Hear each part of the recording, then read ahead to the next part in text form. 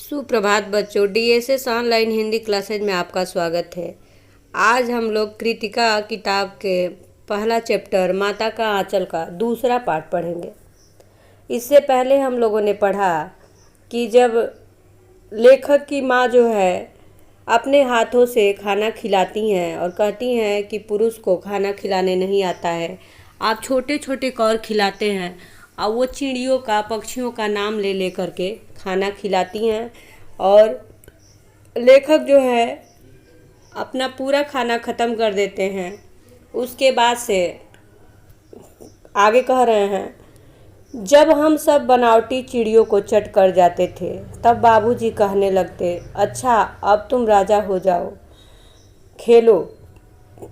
जब पूरा खाना ख़त्म कर लेते हैं लेखक, तो उनके बाबूजी कहते हैं कि अब तुम जीत गए, अब तुम राजा हो गए और जाओ, अब तुम खेलो।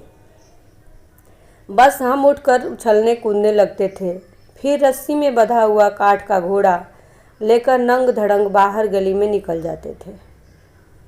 बाबूजी के कहने पे कि जाओ तुम खेलो, इसके बाद हम क्या करते थे, खुशी के मारे उछलने कूदने लगते थे। और फिर रस्सी में बंधा हुआ काठ का घोड़ा खेलने के लिए था, जिसको रस्सी में बांध करके हम खेलते थे, वो लेकर बिना कपड़ा पहने ही नंग धड़ंग गली में खेलने के लिए निकल जाते थे।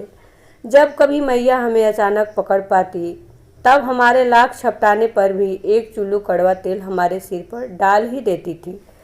और निकलते समय जब माँ हमको देख लेती थी तो पकड़ लेती थी, और हमारे लाख मना करने पर भी, छटपटाने पर भी वो एक चुल्लू सरसों का तेल हमारे सिर पर डाल देती थी। और तेल डालते समय हम रोते चिल्लाते थे। बाबूजी को भी अच्छा नहीं लगता था, वो भी बिगड़ खड़े होते थे, लेकिन माँ जो है बिना तेल डाले सिर पे नहीं मानती थी।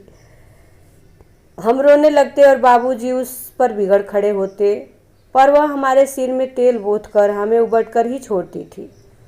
फिर हमारी नाभि और लीलार में काजल की बिंदी लगाकर चोटी गूंथती और उसमें फूलदार लट्टू बांधकर रंगीन कुर्ता टोपी पहना देती थी। हम खासे कन्हैया बनकर बाबूजी की गोद में सिसकते सिसकते बाहर आते थे, क्योंकि तेल लगाना मुझे अच्छा नहीं लगता था और बाबूजी भी नाराज़ होते थे। लेकिन बाबूजी के बिगड़ने के बाद भी माँ जब पकड़ लेती थी तो हमारे सिर में तेल लगाकर हमें उबट कर, यानी तेल का मालिश करके ही छोड़ती थी। और फिर नज़र न लगे इसलिए हमारे नाभि में और ललाट पे काजल का टीका लगा देती थी। उसके बाद मेरे बालों में कंघी करती थी, मेरे बालों में चोटी बनाकर एक फूलदार उस पर लट्टू बांध देती थी। उसके बाद हमको रंगीन कुर्ता और टोपी पहना देती थी, और रंगीन कपड़ा पहनने के बाद हम खासे कन्हैया जैसे लगते थे। ऐसा लगता था कि कृष्ण भगवान हैं, ऐसा बनाकर मुझे भेजती थी। और हम रोते रोते सिसकते सिसकते बाबूजी की गोद से बाहर आते थे। बाहर आते ही हमारी बाट जोहने वाला बालकों का एक झुंड मिल जाता था। हम उन खेल के साथियों को देखते ही सिसकना भूलकर बाबूजी की गोद से उतर पड़ते और अपने हमजोलियों के दल में मिलकर तमाशे करने लग जाते। यहाँ लेखक बता रहे हैं कि हम तो घर से जब निकलते थे तो रोते रोते निकलते थे, लेकिन बाहर आने के बाद हमारे साथी जो हैं हमारा इंतज़ार कर रहे होते हैं, तो अपने साथियों को देखने के बाद, साथियों के झुंड देखकर हम रोना भूल जाते थे और उनके साथ खेलने लगते थे। और अपने साथियों के साथ मिल कर के अनेक तरह के खेल हम लोग खेलते थे, तमाशे करते थे। तमाशे भी वैसे वैसे नहीं, तरह तरह के नाटक। चबूतरे का एक कोना ही नाटक घर बनता था। बाबूजी जिस छोटी चौकी पर बैठकर नहाते थे वही रंगमंच बनती। उसी पर सरकंडे के खंभों पर कागज का चंदोवा तानकर मिठाइयों की दुकान लगाई जाती। आगे लेखक बता रहे हैं कि जब हम खेलने जाते तो हम लोग अनेक तरह के खेल खेला करते थे। कभी नाटक का खेल, कभी बारात का खेल, कभी मतलब अनेक प्रकार के खेल खेलते थे। उसमें से हम लोग नाटक का खेल खेलने के लिए कह रहे हैं कि तमाशे भी ऐसे नहीं, तरह तरह के नाटक, हम लोग तरह तरह के नाटक खेलते थे। तो नाटक खेलने के लिए जैसे रंगमंच की आवश्यकता होती है अभिनय करने के लिए, वैसे ही हम लोग एक चबूतरे का कोना लेकर उसे नाटक घर बनाते थे और बाबूजी जिस चौकी पर बैठकर पूजा नहाते थे उस चौकी को हम लोग रंगमंच बनाते थे। उसी पर सरकंडे के खंभों पर कागज़ का चंदोआ, देखिए चंदोआ अभी बताएं हैं कि इसमें अनेक देशज शब्दों का प्रयोग किया गया है। क्योंकि ये लेखक जो है बिहार के रहने वाले, तो मंडप को चंदोआ बोला जाता है। तो सरकंडे के खंभों पर, खंभा, इस मंडप का खंभा कैसा होता था? सरकंडे का, और कागज़ का चंदोआ बनता था और उस पर मिठाइयों की दुकान लगाई जाती थी। उसमें चीलम के खोचे पर कपड़े के थालों में ढेले के लड्डू, पत्तों की पूरी कचौरियाँ, गीली मिट्टी की जलेबियाँ, फूटे घड़े के टुकड़ों के बतासे आदि मिठाइयाँ सजाई जाती। देखिए जैसे कोई बेचने वाला घूम घूम कर बेचता है या ऐसे दुकान लगा कर बेचता है, तो एक ऐसा वो रहता है खोचा, जिसे खोचे बोलते हैं, नीचे से पतला ऊपर से चौड़ा। तो ऐसे ये लोग सामान रख के बेचने के लिए चीलम जो पिया जाता है तंबाकू, उसका नीचे पतला होता है और ऊपर चौड़ा होता है, उसको ये लोग रख करके उस पर मिठाई का थाल रखते थे, खोचा बना करके उस पर कपड़ा बिछा करके, और ढेले के लड्डू अर्थात मिट्टी के छोटे छोटे पत्थर के छोटे छोटे टुकड़ों को ये लोग लड्डू बनाते थे। और पेड़ों से जो पत्ते गिरते थे उनकी पूरी और कचौरियाँ, मिट्टी को गीला करके जलेबी बनाते थे। और जो घड़ा है, कलश है, उसके छोटे छोटे टुकड़ों को बतासा, मिठाइयाँ आदि बनाकर सजाते थे। ठीकरों के बटखरे और जस्ते के छोटे छोटे टुकड़ों के पैसे बनते थे। और मिट्टी के जो बर्तन है उसके छोटे छोटे टुकड़ा है, उसको ठीकरा बोलते हैं, उसको ये लोग माप तौल करने के लिए बटखरा बनाते थे। और जस्ता का जो टुकड़ा है उसे पैसा बनाते थे। और इसमें से सामानों को खरीदने वाले भी यही लोग थे और बेचने वाले भी यही लोग थे। फिर ठीकरों के, फिर देखिए आगे लेखक कह रहे हैं कि हम ही लोग खरीदार और हम ही लोग दुकानदार। बाबूजी भी 2-4 गोरखपुरिये पैसे खरीद लेते थे और इनके पिताजी भी इनके सामान 2-4 रुपये दे करके खरीद लेते थे। थोड़ी देर में मिठाई की दुकान बढ़ाकर हम लोग घरौदा बनाते थे। धूल की मेड़, दीवार बनती और तिनकों का छप्पर। अब ये लोग मिठाई बनाने के बाद, दुकान वाली खेलने के बाद अब घरौदा बनाते थे। अब घर बनाने का खेल खेल रहे हैं, तो घर बनाने के लिए दीवार बनाना, ये लोग धूल से घर का मेड़ और दीवार बनाते हैं। और तिनका, जो लकड़ी पेड़ से जो तिनके गिरे हैं उसका ये लोग छप्पर बना रहे हैं। दातून के खंभे, दियसलाई की पेटियां जिसमें माचिस रहता है, उस डिबिये से ये लोग किवाड़ बना रहे हैं। घड़े के मुहड़े की चूल्हा चक्की, दिए की कढ़ाई और बाबूजी की पूजा वाली आचमनी कलछी बनती थी। ये कैसे कैसे ये लोग खेल खेल रहे हैं, क्या क्या उसमें प्रयोग कर रहे हैं, ये लेखक बता रहे हैं कि हम लोग जो घड़ा है उसके मुहड़े को, घड़े के ऊपर वाले जो चौड़ा मुंह होता है उसका चूल्हा चौकी बनाते थे। और दिए की, मिट्टी के दिए की कढ़ाई, और बाबूजी पूजा करते थे। पूजा में आचमनी छोटी सी एक चम्मच जैसी कलछी होती है, उसको लेकर के ये कलछी बनाते थे। चावल दाल आदि निकालने के लिए, सामान निकालने के लिए कलछी बनाते थे। और पानी के घी के लिए पानी का प्रयोग करते थे। धूल के पिसान, ये लोग आटा, धूल से आटा बनाते थे, और बालू से चीनी। और इस तरह से ये लोग भोजन सामग्री तैयार करते थे। उसके बाद हम ही लोग जेवनार करते और हम ही लोग की जेवनार बैठती। भोजन तैयार हो गया तो भोजन खाने के लिए यही लोग थे और बनाते भी यही लोग थे। जब पंगत बैठ जाती थी तब बाबूजी भी धीरे से आकर पात के अंत में जिमने के लिए बैठ जाते। इसके बाद खाने के लिए इनकी पंक्ति जो है तैयार हो जाती। तो इनके पिताजी भी इनके साथ इनके खेल में शामिल हो जाते थे। वो भी इनको प्रसन्न करने के लिए इनके हर खेल में शामिल रहते थे। तो पक्त की अंत में आकर के इनके पिताजी भी भोजन करने के लिए बैठ जाते थे। उनको बैठते देखते ही हम लोग हंसकर और घरौदा बिगाड़ कर भाग चलते थे। वह भी हंसते हंसते लोटपोट हो जाते और कहने लगते, फिर कब भोज होगा भोलानाथ। इसके बाद ये बच्चे जब बैठ के भोजन करने बैठते हैं तो इनके पिताजी भी बीच में बैठ जाते हैं, किनारे बैठ जाते हैं। तो ये लोग शर्मा जाते हैं और हंस करके अपना घरौदा जो है भोजन सामग्री जो भी बनाए हैं सब बिगाड़ करके और भग जाते हैं। उसके बाद इनके पिताजी भी इनके साथ हंसने लगते हैं, हंसते हंसते लोटपोट हो जाते हैं और फिर कहने लगते हैं कि अब फिर भोजनालय कब भोजन का प्रबंध होगा भोलानाथ जी, बताओ, हम भी भोजन करने आएंगे। आगे देखिए, कभी कभी हम लोग बारात का भी जुलूस निकालते थे। इसके बाद अब इन लोगों का घरौदा का खेल खत्म हो गया, रंगमंच का खेल भी खत्म हो गया। अब फिर दूसरा नया खेल शुरू हो रहा है। ये लोग कभी कभी बारात का भी जुलूस निकालते थे। उसमें कनस्तर का तंबूरा बजता, अमोले को घिसकर शहनाई बजाई जाती, टूटी चूहेदानी की पालकी बनती, हम समधी बनकर बकरे पर चढ़ लेते और चबूतरे के एक कोने से चलकर बारात दूसरे कोने में जाकर दरवाजे लगती थी।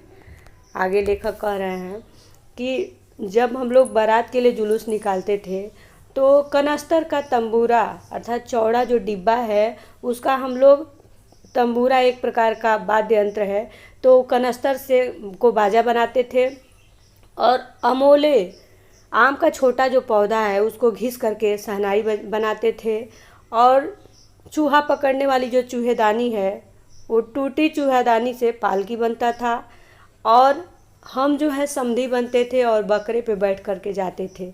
और बारात कहाँ से जाकर कहाँ रुकती थी, चबूतरे के एक कोने से चलकर बारात दूसरे कोने पर रुक जाती थी। वहाँ काठ की पटरियों से घिरे गोबर से लिपे आम और केले की टहनियों से सजाए हुए छोटे आंगन में कुल्हिए का कलसा रखा रहता था। बारात जाती थी। बारात जाने पे दरवाजे पे जब बारात का स्वागत होता है वो मंडप कैसे बनता है, तो काठ की पटरियों से घिरे, वो काठ का चौड़ा टुकड़ा जो है उससे घेर करके वो मंडप बनता था और गोबर से लिपा जाता था, उसको गोबर से साफ किया जाता था और आम और केले से उसको सजाया जाता था उस आंगन को। और कलसा मिट्टी का जो चुक्कड़ है, कुल्हड़ है, उससे कलसा बनाया जाता था, वहाँ कलसा रखा जाता था। वहीं पहुंचकर बारात फिर लौट जाती थी। फिर वहाँ कलश के सामने तक बारात जाती थी, वहाँ से फिर लौट आती थी। लौटने के समय खटोली पर लाल हार डालकर उसमें दुल्हन को चढ़ा दिया जाता था। लौट आने पर बाबूजी ज्यों ही वो हार उघार कर दुल्हन का मुख निरखने लगते तो ही हम लोग हंसकर भाग जाते। इसके बाद जब बारात इनकी वापस आती है तो ये लौटने के समय खटोली पर लाल हार अर्थात जो खाट है वो छोटे से खाट को खटोली बोला जाता है, उस पर ओहार लाल कपड़ा डाल करके, ऊपर लाल कपड़ा डालने को ही ओहार बोला जाता है। तो यहाँ लेखक बता रहे हैं कि जब बारात वापस आती है तो खटोली पर लाल ओहार डाल करके उसमें दुल्हन को बैठा दिया जाता था और जब हम लोग दुल्हन लेके आते थे तो बाबूजी उस कपड़े को, लाल कपड़े को, ओहार जिसको कहा जाता है, उसको उठाकर दुल्हन को देखने लगते थे और जब दुल्हन को देखने के लिए आते थे तो ही हम लोग हंस करके भाग जाते थे। थोड़ी देर बाद फिर लड़कों की मंडली जुट जाती थी। इकट्ठा होते ही राय जमती की खेती की जाए। चबूतरे के एक छोर पर घिरनी गाड़ दी जाती और उसके नीचे की गली कुआं बन जाती। मूंज की बटी हुई पतली रस्सी में एक चुक्कड़ बांध गराड़ी पर चढ़ाकर लटका दिया जाता। फिर अब दूसरा खेल ये लोग खेल रहे हैं। अब किस चीज़ का, खेती का खेल खेल रहे हैं। तो थोड़ी देर के बाद फिर लड़कों की मंडली जुट जाती है। कुछ देर के बाद दुल्हन का जो दुल्हन वाला खेल है वो ख़त्म हो जाता था। तो उसके बाद ये लोग, इनकी जो मित्र मंडली है, फिर से जुट जाती थी। इकट्ठा होकर ये लोग आपस में विचार विमर्श करते थे कि अब खेती वाला खेल खेला जाए, अब खेती की जाए। इसके लिए ये लोग सामान इकट्ठा करते थे। तो चबूतरे के एक छोर पे पानी निकालने के लिए घिरनी जो ये है पहिया है उसको गाड़ देते थे और उसके नीचे नीचे की गली कुआं बन जाती थी और वहाँ जो गली है उसको कुआं बना देते थे। और मूंज की बटी हुई पतली रस्सी, मूंज जो सरकंडा है उसका ऊपरी छिलका जो है उसे मूंज कहा जाता था, उसे कहा जाता है, उससे रस्सी बनता है। तो मूंज की रस्सी में एक चुक्कड़ बांध गड़ाड़ी पर चढ़ाकर लटका दिया जाता था और दो लड़के जो हैं वो बैल बन करके हल चलाने लगते थे, मोट खींचने लग जाते थे।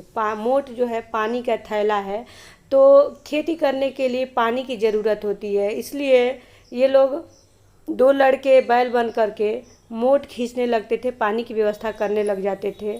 और चबूतरा खेत बनता, कंकड़ बीज और ठेंगा हल जुआ था। अब खेती करने के लिए खेत चाहिए तो ये लोग चबूतरे को खेत बना देते थे और उसमें बीज डालने के लिए जो कंकड़ पत्थर है, छोटे छोटे कंकड़ के टुकड़े हैं, वो उसको ये लोग बीज बना लेते थे और अंगूठे को ये लोग हल बनाते थे, हल जुआठा, और खेती करते थे। बड़ी मेहनत से खेत जोते बोए और पटाए जाते। इसके बाद इतनी व्यवस्था करने के बाद, बड़ी मेहनत करने के बाद इनके खेत जो है बोए, पानी की व्यवस्था ये सब की जाती थी। उसके बाद इनकी फसल जो है तैयार हो जाती थी। फसल तैयार होते देर न लगती और हम हाथों हाथ फसल काट लेते थे। इनकी फसल जो है तैयार होने में भी देरी नहीं लगती थी और फसल बोते थे और हाथों हाथ तुरंत ये लोग काट भी लेते थे। काटते समय गाते थे और फसल जब काटते थे तो बच्चे गीत गाते थे, ऊंच नीच में बड़ी कियारी, जो उपजी सो भई हमारी। इसके बाद फसल को एक जगह रखकर उसे पैरों से रौंद डालते थे, कसोरे का सूप बनाकर ओसाते और मिट्टी की दिए के तराजू पर तौलकर राशि तैयार कर देते थे। इसी बीच बाबूजी आकर पूछ बैठते थे, इस साल की खेती कैसी रही भोलानाथ।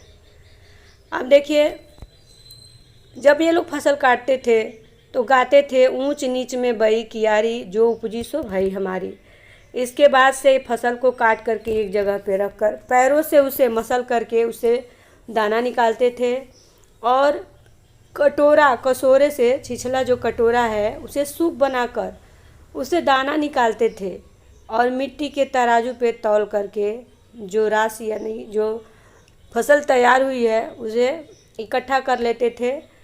और इसी बीच इनके पिताजी भी यहाँ आ जाते थे और पूछते थे कि इस साल खेती कैसी हुई भोलानाथ, बताओ खेती अच्छी हुई कि नहीं, फसल कैसा हुआ। इस तरह से इन लोगों को हंसाने के लिए पूछ बैठते थे। बस फिर क्या, हम लोग ज्यों का त्यों खेत खलिहान छोड़कर हंसते हुए भाग जाते थे। कैसी मौज की खेती थी। जब इनके पिताजी इनके खेल में शामिल हो जाते थे, आ जाते थे, तो ये लोग शर्मा करके अपना सब खेत खलिहान छोड़ करके हंसते हुए भाग जाते थे। और ऐसे ऐसे नाटक हम लोग बराबर खेला करते थे। बटोही भी कुछ देर ठिठक कर हम लोगों के तमाशे देख लेते थे। ये लोग लेखक बता रहे हैं कि हम लोग इस तरह से ऐसे अनेक तरह तरह के खेल खेलते थे कि जो लोग आते जाते थे वो लोग भी थोड़ी देर रुक करके हम लोगों का ये खेल जो है नाटक उसको देखने लगते थे। फिर अगला वीडियो अगले दिन।